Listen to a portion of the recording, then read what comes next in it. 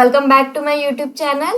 So we have been doing power system series since a long time and I feel so great that we have completed 300 questions of this series and still 200 plus questions और बाकी है and I am trying to complete that as soon as possible. And if you are new to my channel, I request you to please subscribe it and don't forget to hit the bell icon for further notification. और एक Telegram group भी है हमारा, so I request you to join that as well because वहाँ notifications आपको मिलते रहेंगे. So without a further ado let's begin with the video. So our first question is, control rods used in nuclear reactors are made of dash. So options are zirconium, boron, beryllium and lead. Nuclear power plant में control rods नाम का एक equipment होता है. Control rods हम use करते हैं nuclear reactor में और वो किस चीज से बना होता है? It is made up of two different materials. But सबसे पहले तो हम कंट्रोल रॉड्स का फंक्शन देखते हैं कि कंट्रोल रॉड्स करते क्या है. कंट्रोल रॉड्स ये एब्जॉर्ब करते हैं न्यूट्रॉन्स को. टू एब्जॉर्ब न्यूट्रॉन, ये न्यूट्रॉन्स को एब्जॉर्ब करते हैं और ये किस चीज से बने होते हैं? एक तो कैडमियम से बने होते हैं, कैडमियम, और दूसरा होता है boron. So control rods used in nuclear reactors are made of either cadmium या फिर बोरॉन. बट हमें ऑप्शंस में बोरॉन देके है तो हम बोरॉन को टिक करेंगे. ठीक है. सो moving towards next question. Consider two parallel short transmission line of impedances ZA and ZB respectively as shown in the figure. Current IA and IB are both lagging and the sending end voltage is Vs. If the reactance to resistance ratio of both impedances ZA and ZB are equal, then the total current I will be dash. So यहाँ हमें एक condition दिया गया है that the reactance to the resistance ratio of both the impedances are equal. X by R ratio of A is equals to X by R ratio of B. These two are equal. ठीक है. अगर ये दोनों equal होंगे then you know that tan theta is equals to X by R. अगर दोनों के ratios same होंगे, जो दोनों भी इम्पिडेंस दिए गए हैं ZA एंड ZB, अगर उनके इम्पिडेंसेस के रिएक्टेंस टू रेजिस्टेंस रेशियो अगर इक्वल होंगे दैट मीन्स tan थीटा भी इक्वल हो जाएगा. ठीक है. Theta A is equals to theta B आपको मिल जाएगा. ठीक है. अगर दोनों भी एंगल्स इक्वल होंगे देन जो करंट फ्लो होने वाला है that means total current I, ये जो I आप देख सकते हो सेंडिंग एंड में, ये I कैसे होने वाला है? That I is going to be in phase with IA and IB because इनके एंगल्स इक्वल है. दैट्स व्हाई IA और IB भी दोनों फेज में होने वाले. ठीक है. So option number D is only correct answer for this. So moving towards next question. So हमारा जो नेक्स्ट क्वेश्चन है, in a three-phase extra high voltage cable, a metallic screen around each core insulation is provided to dash. So options are facilitate heat dissipation, give mechanical strength, obtain radial electric stress, obtain longitudinal electric stress. ठीक है. Question में हमें क्या दिया गया है? Question में हमें three phase extra high voltage cable दिया गया है. ठीक है. थ्री फेज EHV केबल दिया गया है. एज यू कैन सी यहाँ हमारे पास थ्री फेजेस है. ठीक है. जितने नंबर ऑफ फेजेस होंगे उतने ही नंबर ऑफ कोर्स हमें लगने वाले हैं फॉर केबल कंस्ट्रक्शन. ठीक है. As you can see we have three phase, that means there is going to be three core cable. ठीक है. थ्री कोर्स होने वाले हैं केबल में. अगर मैं यहाँ आपको ड्रॉ करके दिखाऊं diagram, so how it is going to be, this is one, this is second and this is third. ये 3 कोर्स है,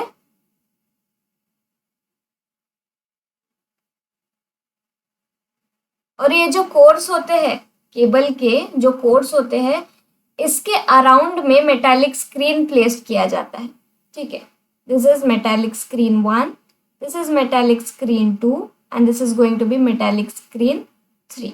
सो ये जो मेटालिक स्क्रीन प्रेजेंट होता है सराउंडेड बाय कोर या फिर इंसुलेशन, कोर के बाहर इंसुलेशन होता है और इंसुलेशन के बाहर हम मेटालिक स्क्रीन को प्लेस करते हैं। बट क्यों हम प्लेस करते हैं? In order to obtain radial electric stress. Radial electric stress ऐसा होता है, ठीक है, it is like this. So question में दिया गया है that in a 3 phase extra high voltage cable a metallic screen around each core insulation is provided to obtain radial electric stress. ठीक है, सो आई होप आपको ये समझ में आया होगा। And moving towards next question. So our next question is, galloping in transmission line conductors arises generally due to dash. So options are asymmetrical layers of ice formation, vortex phenomenon in light winds, heavy weight of the line conductors, adoption of horizontal conductor configuration. ठीक है, सो question में हमें क्या दिया गया है? Question में हमें गैलोपिंग एक वर्ड दिया गया है, बट गैलोपिंग ये वर्ड क्या होता है? गैलोपिंग इज नथिंग बट ये एक वन टाइप का वाइब्रेशन होता है। ठीक है, whenever there is ice deposition on the transmission line, ये हमारा ट्रांसमिशन लाइन है and there is going to be the deposition of ice. ठीक है, आइस का डिपोजिशन होने की वजह से क्या होने वाला है? There is going to be the vibration.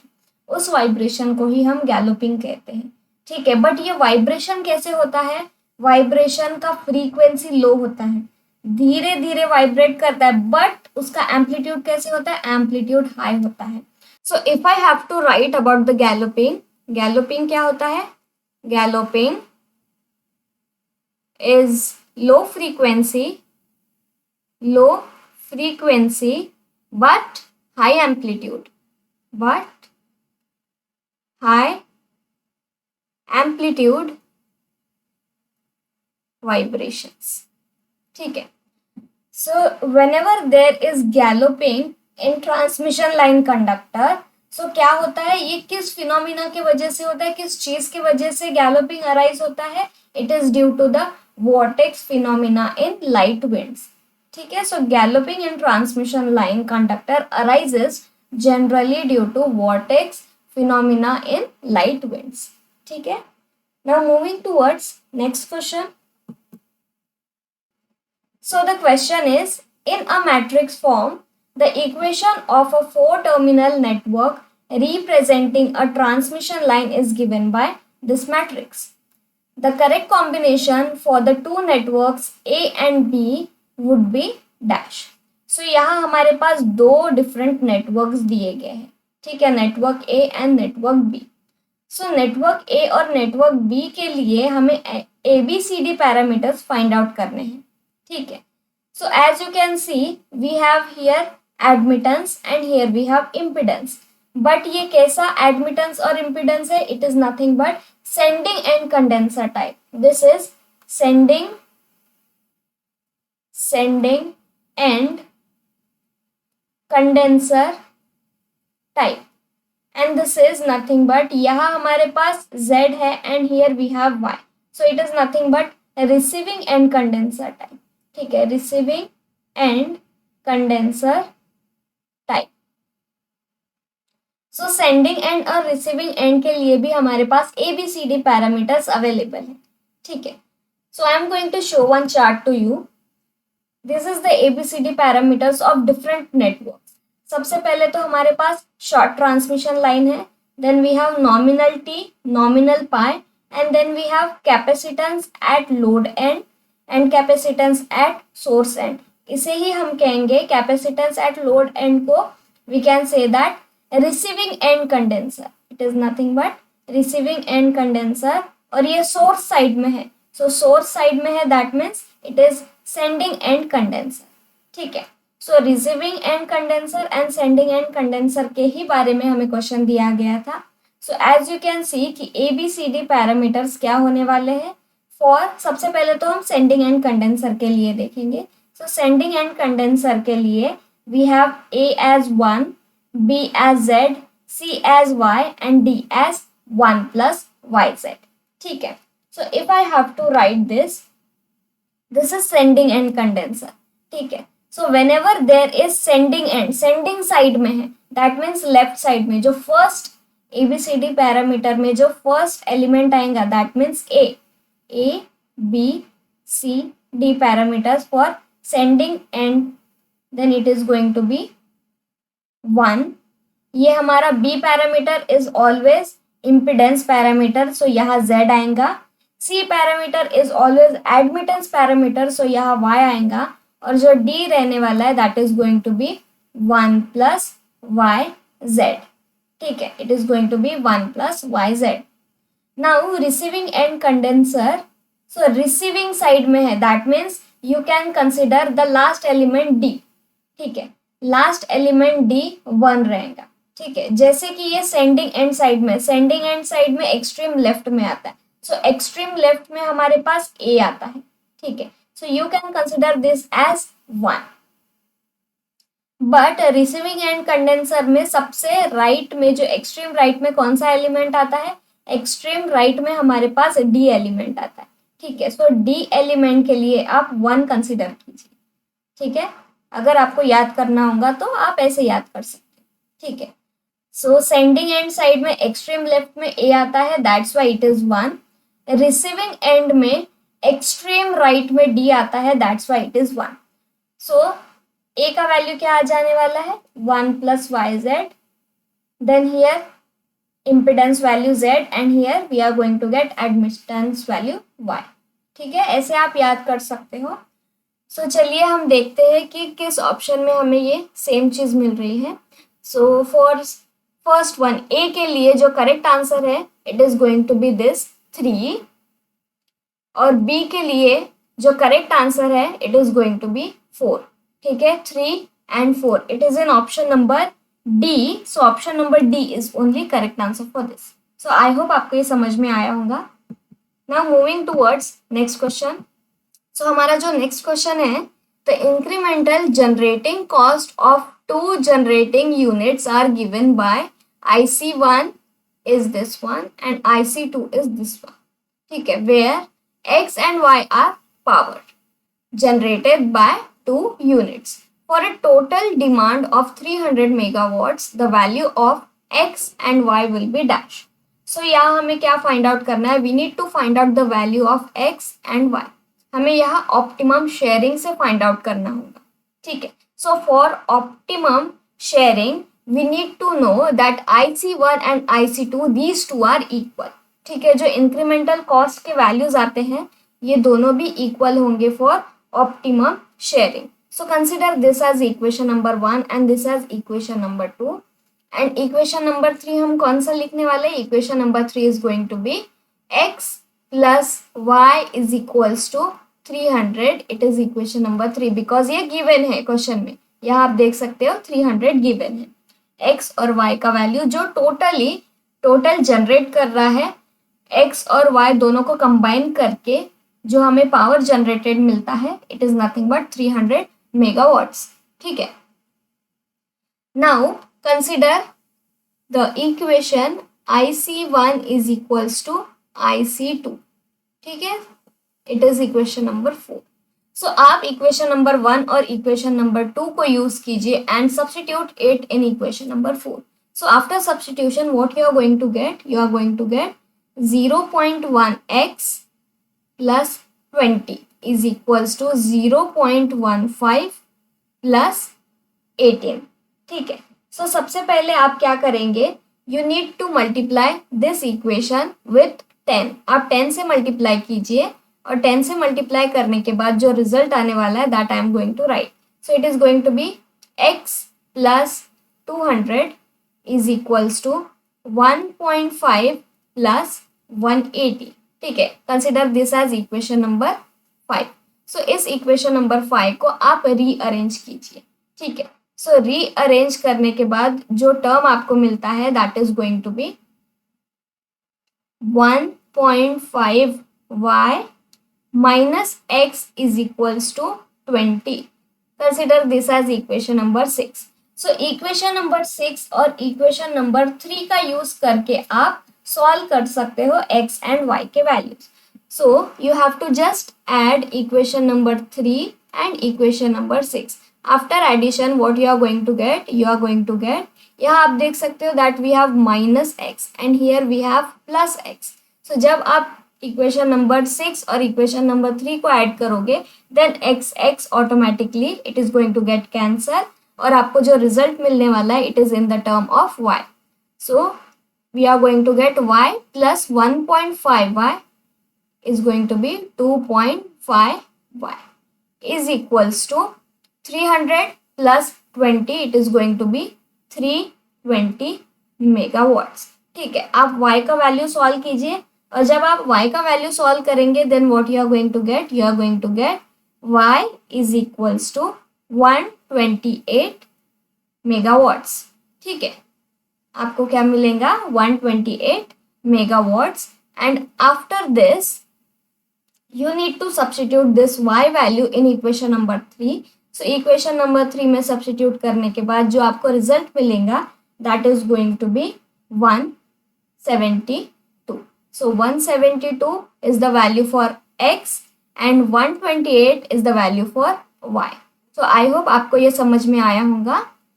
So जो correct answer है for this given question is option number A. So option number A is only correct answer for this. Now moving towards next question. So the question is, consider the following statements to provide reliable protection for a distribution transformer against overvoltages using lightning arresters. It is essential that, so the statements are, lead resistance is high, distance between the transformer and the arrestor is small, transformer and arrestor have a common interconnecting ground, spark over voltage of the arrestor is greater than the residual voltage. So we have to find out from these statements which are correct. ठीक है, सो सबसे पहले तो जो हमारे पहले statement में दिया गया है that lead resistance is high. So lead resistance high नहीं होता है, रेजिस्टेंस लो होता है. ठीक है, लाइटनिंग अरेस्टर का रेजिस्टेंस लो होता है ताकि whenever there is lightning strikes, so lightning strokes होने की वजह से जो चार्जेस होंगे वो चार्जेस ट्रैवल करेंगे through low resistance path. So low resistance path होना जरूरी है फॉर लाइटनिंग अरेस्टर. ठीक है, सो जो स्टेटमेंट नंबर 1 है वो रॉन्ग हो जाता है. That means option number A and option number D ये दोनों एलिमिनेट हो जाते हैं. Now moving towards next option. So जो हमारा नेक्स्ट स्टेटमेंट है that distance between the transformer and the arrester is small. So yes, दोनों का डिस्टेंस कम होता है, पास पास में वो प्लेस्ड किए जाते हैं. Lightning arrester is the first and last element of power station. So statement number 2 ये करेक्ट है. ठीक है, transformer and arrester have common interconnecting ground. So yes, दोनों का common interconnecting ground होता है. Spark over voltage of the arrestor is greater than residual voltage. So spark over voltage होता है जो lightning arrestor का वो ज्यादा होता है as compared to residual voltage. Spark over voltage मतलब whenever there is lightning. ठीक है, whenever there is lightning stroke, so lightning stroke के वजह से जो ओवर वोल्टेज जनरेट होता है वो ज्यादा होता है देन द रेसिडुअल वोल्टेज. ठीक है, सो जो करेक्ट आंसर है for this given question is option number C. Because option number C में आप देख सकते हो that we have statement number 2, statement number 3 and statement number 4 as well. So option number C is only correct answer for this. Now moving towards next question. So हमारा next question है the reflection coefficient of short circuited line for voltage is dash. So reflection coefficient find out करना है हमें short circuit line के लिए. If I consider that this is our line and this is short circuited, ये short circuit किया गया है, ठीक है। So impedance, this impedance is going to be Z2 and this impedance is going to be Z1, ठीक है। सो Z1 and Z2 को आपको कंसीडर करके फाइंड आउट करना है रिफ्लेक्शन कोएफिशिएंट। सो सबसे पहले तो हम वोल्टेज का रिफ्लेक्शन कोएफिशिएंट फाइंड आउट करेंगे, बिकॉज हमें क्वेश्चन में वोल्टेज के लिए पूछा गया है। So reflection coefficient of voltage is equals to Z2 minus Z1 divided by Z1 plus Z2। As you can see कि Z2 का वैल्यू 0 आएगा because it is short circuit, ठीक है। शॉर्ट सर्किटेड लाइन के लिए जो इम्पिडेंस आता है वो 0 आता है, ओपन सर्किटेड लाइन के लिए जो इम्पिडेंस आता है वो इन्फिनिटी आता है, ठीक है, ये ध्यान में रखिए। Now we have to just substitute the value of Z2 in this equation. So after substitution, what you are going to get? You are going to get 0 minus Z1 divided by Z1 plus 0, ठीक है। सो Z1 ये दोनों तो cancel out हो जाएंगे, but we are going to get negative sign here, so -1 as we are getting, ठीक है। So जो रिफ्लेक्शन कोएफिशिएंट होता है for short circuited line is -1 और ये वोल्टेज का रिफ्लेक्शन है। अगर आपको करंट के लिए रिफ्लेक्शन कोएफिशिएंट फाइंड आउट करना है then it is going to be IR is equals to negative of VR। अगर आप नेगेटिव ऑफ VR को करेंगे then what you are going to get? You are going to get 1, ठीक है। सो अगर हमें क्वेश्चन में पूछा गया है that you have to find out the reflection coefficient of short circuited line for current, then current के लिए 1 आएगा, बट हमें क्वेश्चन में वोल्टेज के लिए दिया गया है then it is going to be -1. So option A is only correct answer for this. Now moving towards next question. So our next question is the propagation constant of transmission line is, we have been given this equation, this is nothing but the propagation constant of transmission line. The wavelength of traveling wave is dash.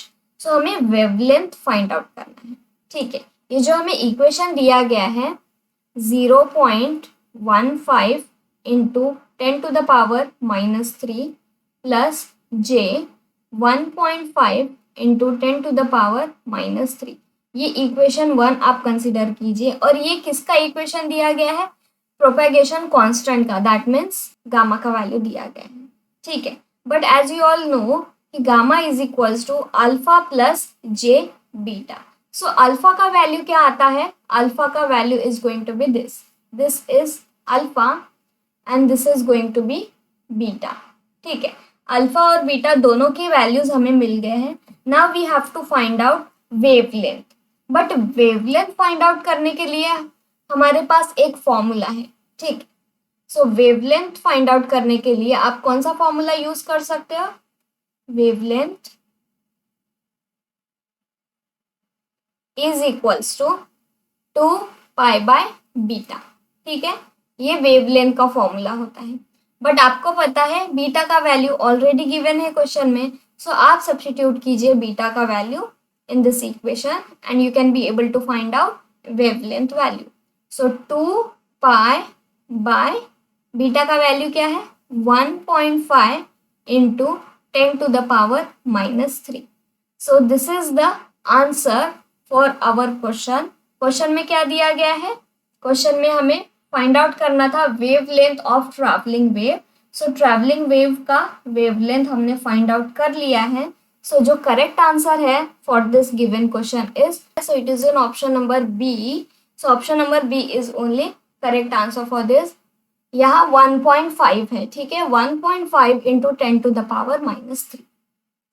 So moving towards our last question of this video. The hollow conductors are used in transmission lines to dash. So options are reduce weight of copper, second is improve stability, third one is reduced corona और last option है increase power transmission capacity, ठीक है। So as you all know कि hollow conductors क्या होता है? Hollow conductors ये एक टाइप का कंडक्टर होता है जिसके अंदर कुछ भी चार्जेस नहीं होता है, कुछ भी फील्ड्स नहीं होते हैं, ठीक है। So we have certain information regarding hollow conductors. तो चलिए हम इसे डिस्कस करते हैं। So hollow conductor has no material inside the conductor, कोई भी मटेरियल नहीं होता है बिकॉज इट इज हॉलो। ठीक है, इसके अंदर कोई भी इलेक्ट्रिक फील्ड भी प्रेजेंट नहीं होता है। There are no charges inside the conductors and hollow conductors are not suitable for transmission and distribution purpose, but it is used as bus bar conductor. तो हम बस बार के लिए हॉलो कंडक्टर का यूज करते हैं, but we are not supposed to use in transmission and distribution purposes.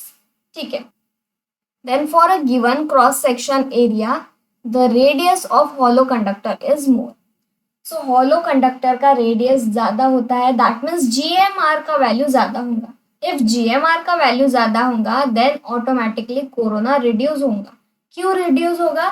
because we have certain equation in order to proof that corona losses कम होने वाले हैं। सी कोरोना लॉस क्या होता है? PL। PL से हम डिनोट करेंगे कोरोना लॉस को। Corona loss is directly proportional to V minus VD whole square.